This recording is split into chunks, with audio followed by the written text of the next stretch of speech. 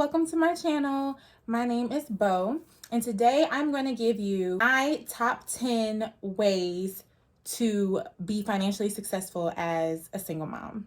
Make that money, don't make the money. What is it? Don't let the money make you. Make the money, don't let the money make you, girl.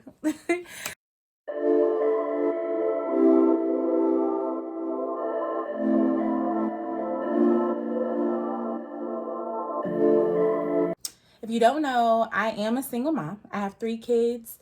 I am about to be 32 years old, and I had my first child when I was 21. Right before I was about to turn 22. She stole my birthday because she's born in March and I was born in March. But nevertheless, I have been a mom for 10 years and I have learned some things. Okay, so today I'm going to tell you my tips. Okay, I'm not saying that these are rules written in stone. Some of you may have already figured out certain things that work for you, and that is fantastic. The objective is find out something that works.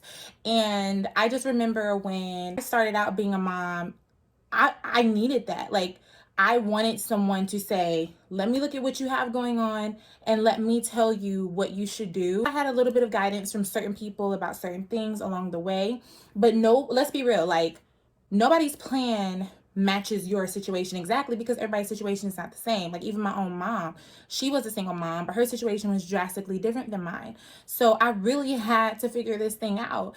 We all have different personalities. Like, what I may struggle with financially may not be what somebody else struggles with financially. So I came up with 10 things that I think are going to be pretty universal. I feel like most of those things are going to be able to apply to anyone, no matter where you are. And even if you already feel like if you feel like you're not struggling as a single mom, these are still things that I'm not struggling. And these are things that I still abide by. Like, this is what I have to stick to for us to stay above water. You know what I'm saying? Just really healthy financial habits and financial awareness. Okay, that's what I'm promoting here today is financial awareness. Number 1, tithes. Once I started paying my tithes consistently, I'm talking about that came first. I didn't care what else I didn't have money for. My tithes was getting paid. Okay. And I challenge anyone who watches this video to do the same thing. I challenge you. If you're not a member of a church, or you believe something different, I respect that. But what I will tell you is the law in the earth, despite what you believe, is that if you give, you will receive. Okay. So in your budget, make sure that you are giving money. If what you need is to receive money, give money and watch. You come back and you come tell me, Bojana, I gave money and you are so right. All of a sudden, it seemed like I couldn't keep up. It seemed like money just kept coming to me. As long as you have a giving spirit and you are giving, you will not have room to receive all. You will never go broke. I promise you that. So budgeting to me is a good word. Finance is a good word. Okay, sis? Let's be real. You got kids? You need to have your finances together. Otherwise, it's going to be more miserable than it has to be, right? People used to tell me to budget. I used to be like, I got to have money first. How am I going to write down where my money's going to go? Like, it literally used to give me anxiety to even look at a budget because it would show me how much money I actually didn't have compared to how much money I needed to spend. Really importantly, a budget that you can revise, right? Because something I've learned about budgeting is it's a guideline. It's a roadmap, but it's not necessarily written in stone. Things happen, right? So a budget is pretty much telling your money where to go so you don't wonder where your money went. I heard that a long time ago. I don't remember where I heard it, but it always stuck with me because it's true. It doesn't matter how much money you have. If you're not telling it where to go, you're going to wonder where it went. One day you're going to be like, where did it go? Right? So you really need to budget to the penny. Okay. $100 is spending money and $200 is saving. When you get done with that budget, there should be no money just floating about. You tell that money where to go. If you don't know where to put that money, put it in savings. So I use an Excel spreadsheet. I actually posted it on a blog that I had a couple years ago, and I'm still using that budget spreadsheet because it really helped me look at it and say, okay, this is exactly what's going to happen. I don't have to wonder. This is how much money I have. So then when I get that check, I'm not like, oh, I got money. No, you don't. Look at that budget. It said by the time you're done paying this, and this, you got $25. Just sit down. Do a visual budget. Have multiple accounts, because more than likely you're going to have a main account, right? And then you're going to have a savings account. And let's just talk about savings accounts. I found that it's much more beneficial for you to have a savings account that's not directly attached to your checking account, so that you're not even tempted to touch that money. That money you can make at work. If you have direct deposit, you can make that money come straight out of your check and go straight to that checking account over there, so that you're not even tempted. You don't have a card for it. You can't get to it, whatever. Now, long term, obviously, if you need that money for a rainy day or an emergency, you do need to figure out how you can get access to that money. But the point is, it should not just be readily available for you to just go into a store and spend. Okay. Also, have multiple checking accounts. I almost hesitate to say that because I don't know if any real financial gurus are going to be like, no, don't do that. But I'm telling you what works for me. Okay. Bojana has multiple checking accounts because I have one that my majority of my check goes into, that I pay most of my bills out of. But I also have another one, and I forget that money is there, to be honest. And that's the idea, right? That's the idea, is you want to forget that it's there so that you're not spending it as quickly. Okay. So have multiple checking accounts. And I used to think when people said that, like, I'm not going to forget that money over there. But you do, but you don't. Like, you're not looking to spend it quickly. Them impulse buys, you're not really thinking about that checking account you got over there. Usually you spend a little bit here and there over time, and you're gonna be like, just like your 401k, you look at it and be like, what, where this come from? Have multiple accounts.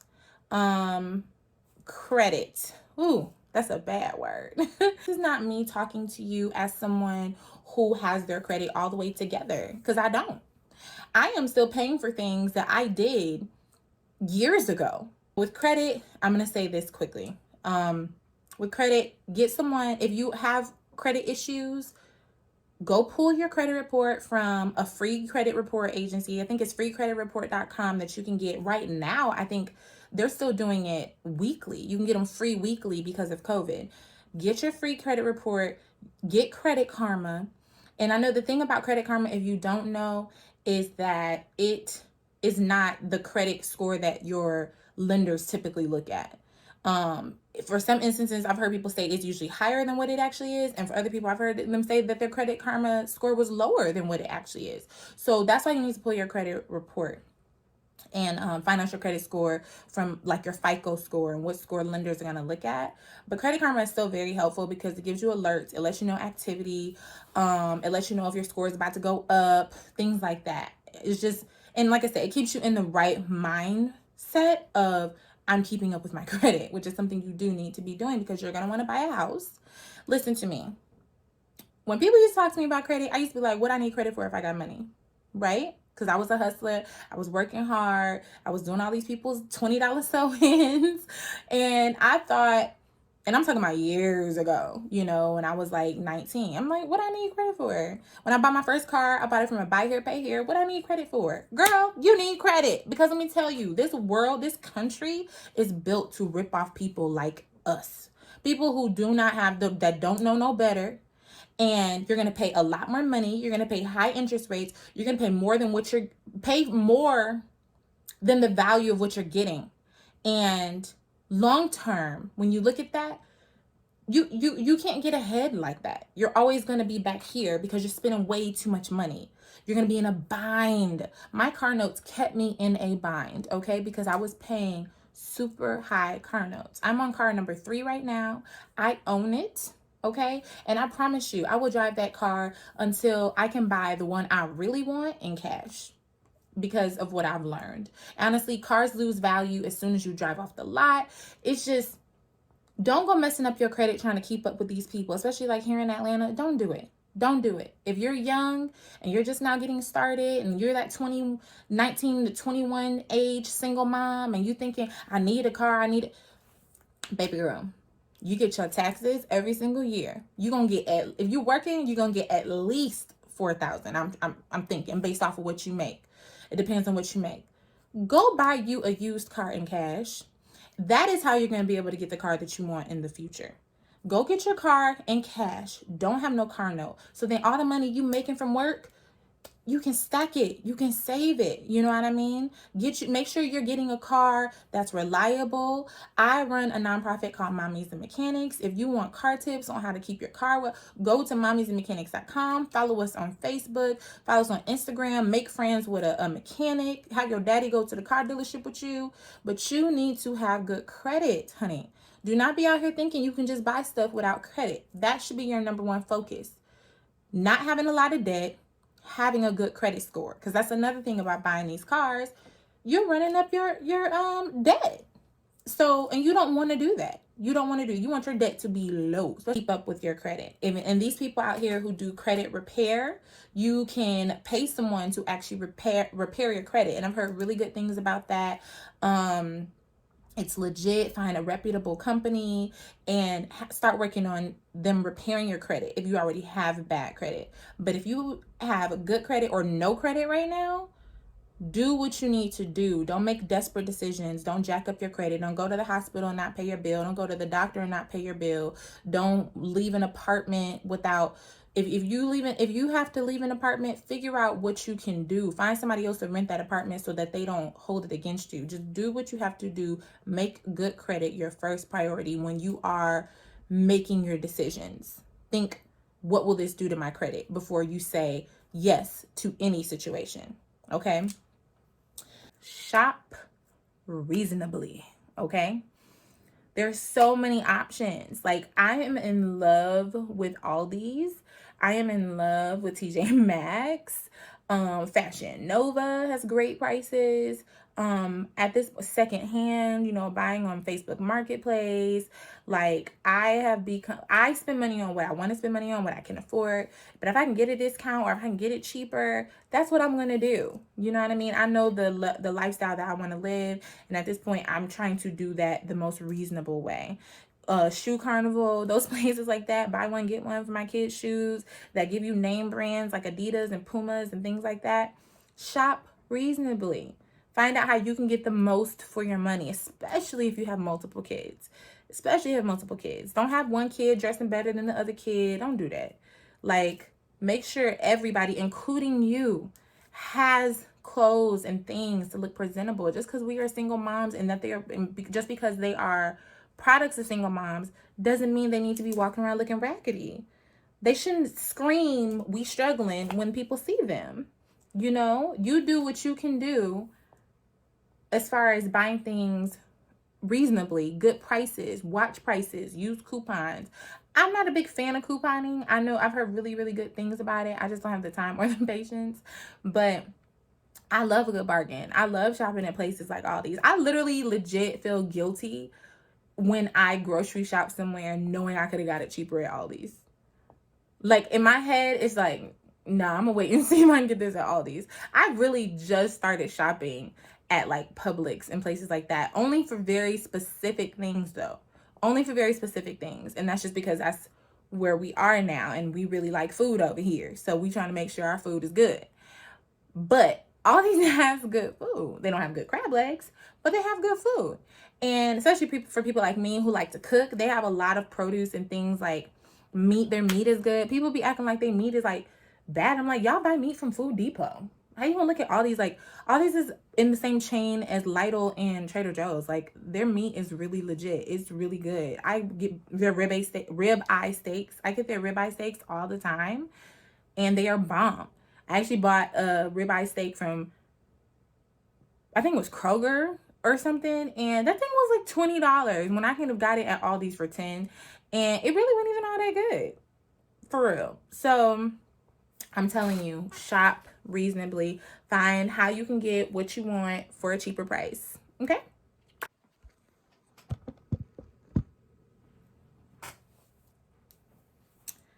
Y'all gotta give me a camera because this iPhone be tripping.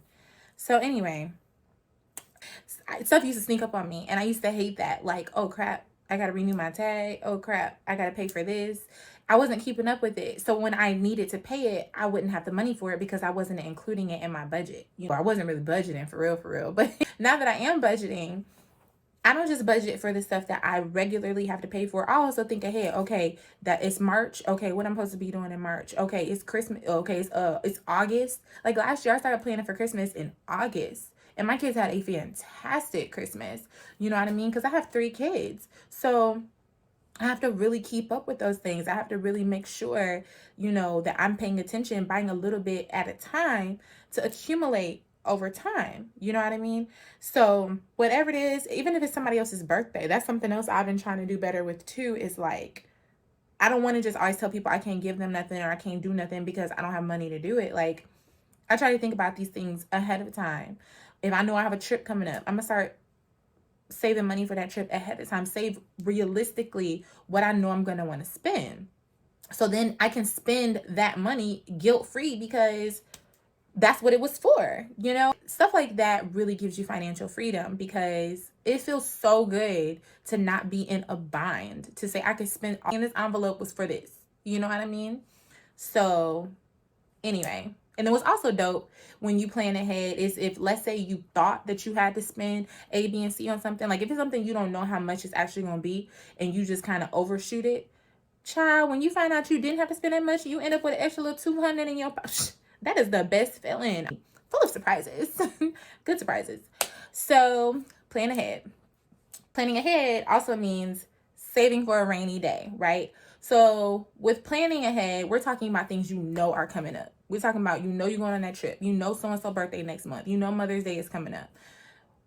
Planning for a rainy day is you don't know when you're going to wake up and your car going on a trip.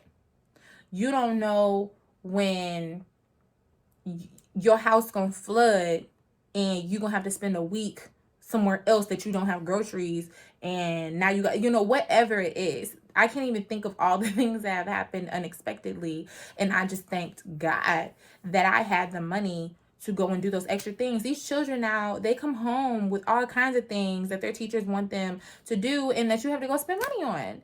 So you need to plan for a rainy day. You need to say, this money is here just in case, okay? And also I want to say with your savings, treat your savings like a loan. If you take something out of it, pay it back.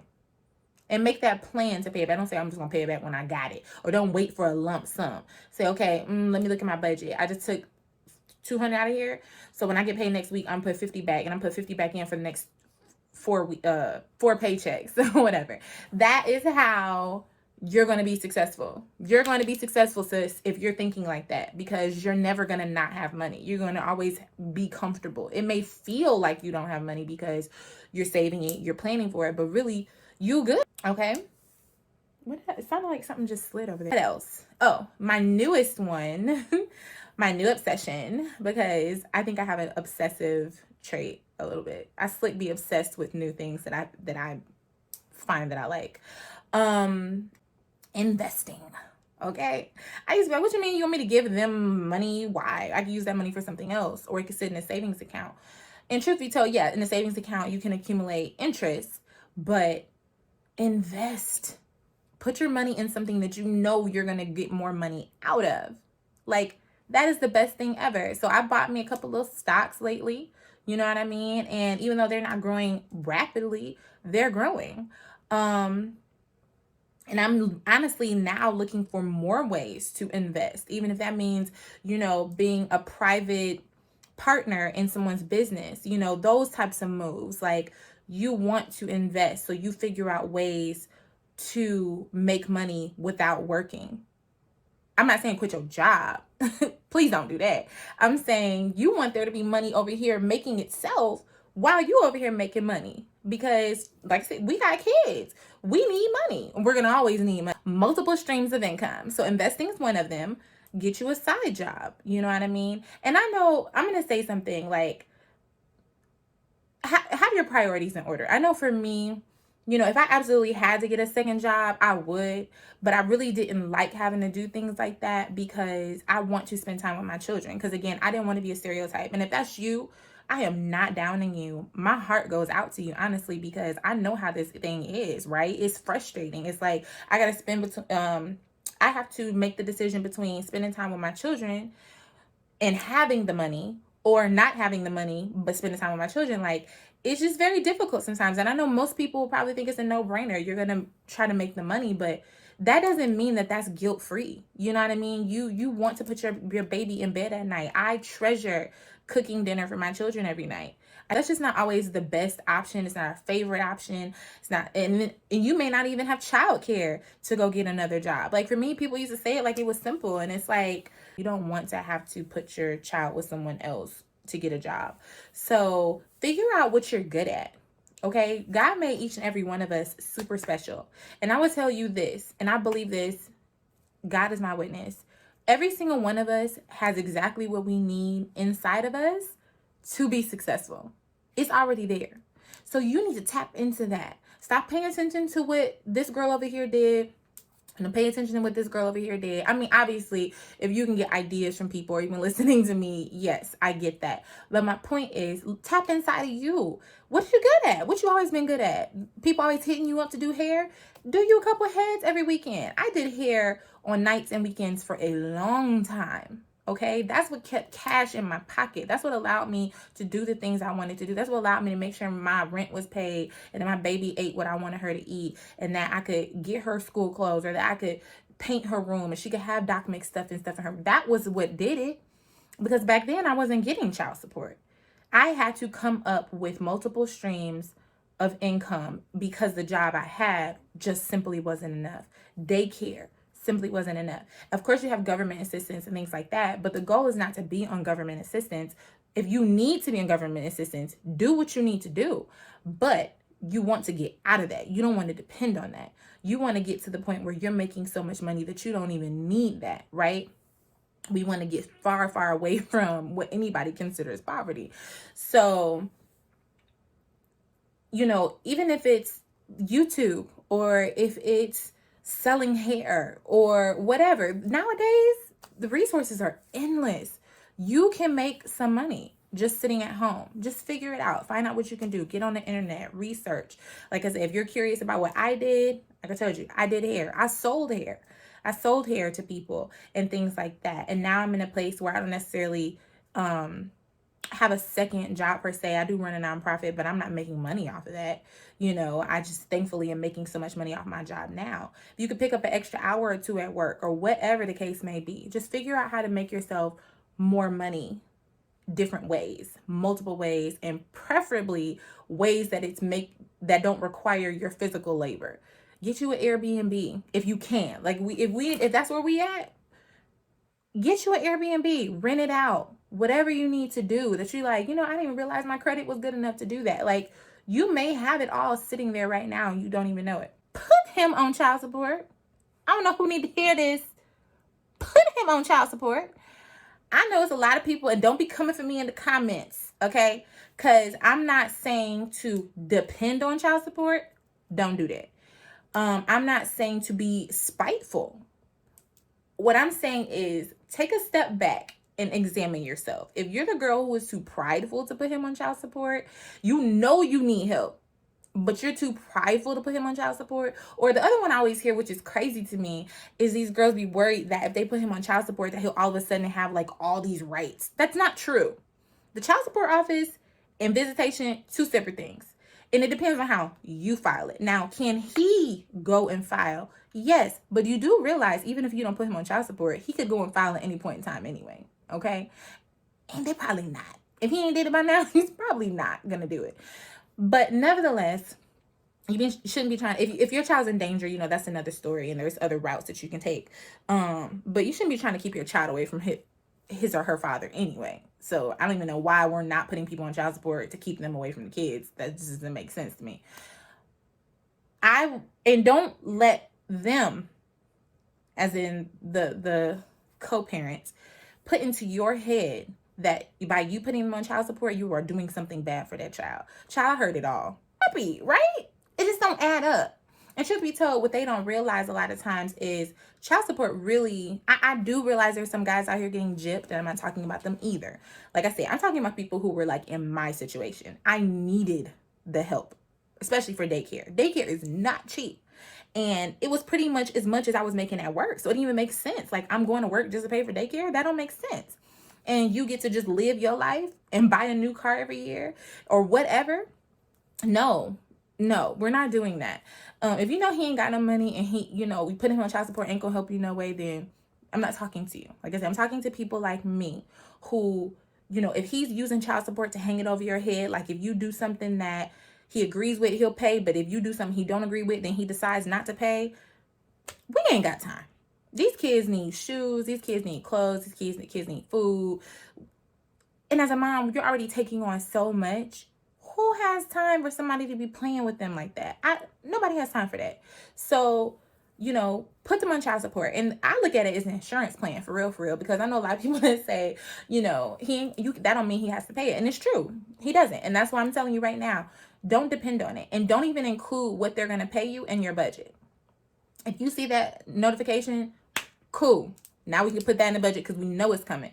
But don't budget or make any life plans as far as living expenses off of what you're getting in child support, because at any point in time that could stop and you will be jacked up. Don't live above your means. Live off of what you can afford on your own.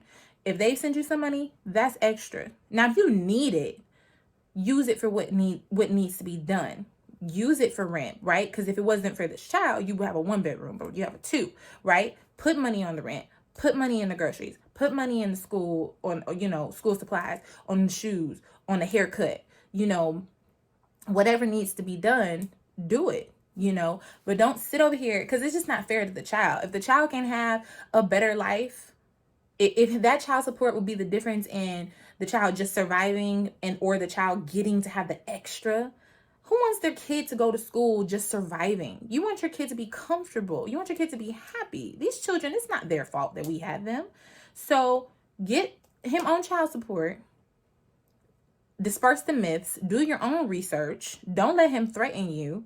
And if you know that that's you feeling in your spirit right now, that you've been going back and forth on it for a long time, this is your sign. This is me telling you, put him on child support.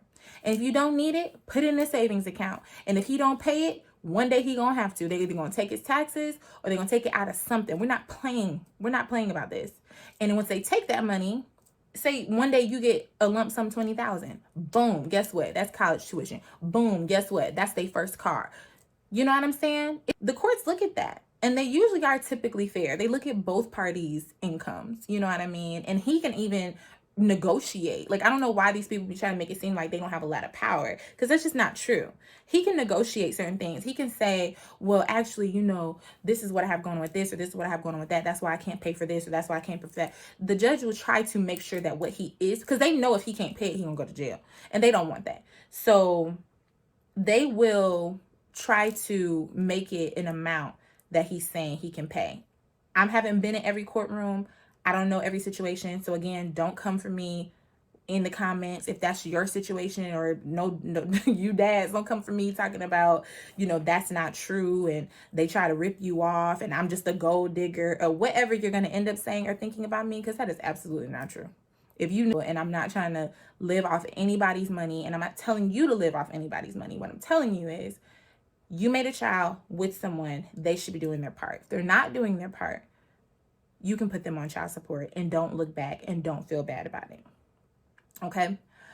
So that concludes this video. I hope y'all enjoyed this video. This is the first of, I guess, a quote unquote series I'm gonna try to do, which is really just gonna be like empowering and motivating the single mom. If you like this video, please give it a thumbs up so I can know that I'm on the right track.